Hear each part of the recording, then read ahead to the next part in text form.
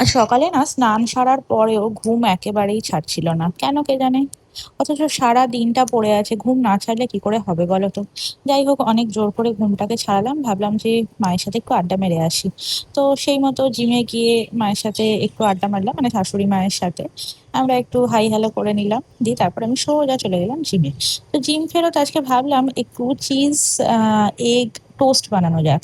তো সেই মতো চিজ এগ টোস্ট আজকে বানালাম, মানে অমলেট টোস্ট।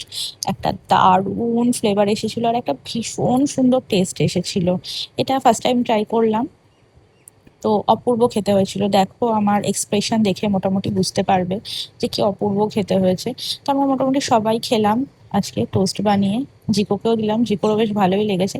তারপরে ভাবলাম যে বসে থেকে কোনো লাভ নেই, তার থেকে বরং কাজগুলো এগিয়ে নেওয়া যাক।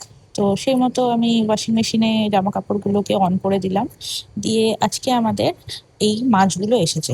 আর এখন আমি ভাবলাম একটু মুগ ডাল দিয়ে চাল কুমড়ো রান্না করি। আচ্ছা, তোমরা কেউ করো এই মুগ ডাল চাল কুমড়ো রান্না? আমরা কিন্তু খুব খাই এটা, কারণ এটা আমার বাপের বাড়ির রেসিপি, মানে মা খুব করে। তো সেই মতো আমি এখানে একবার করেছিলাম, তো এখানকার সবার মোটামুটি খুব ভালো লেগেছিল সেটা।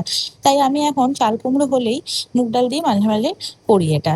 মুগ ডালটা প্রথমে একটু কাঠখোলায় ভেজে নিই, তারপর চাল কুমড়োটা রেডি হয়ে গেলে ওর মধ্যে মুগ ডালগুলো দিয়ে একটুখানি ঢেকে রাখি।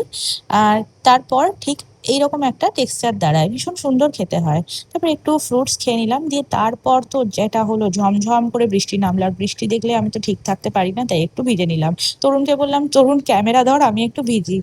তো ভিজতে থাকলাম, তরুণও ক্যামেরা ধরে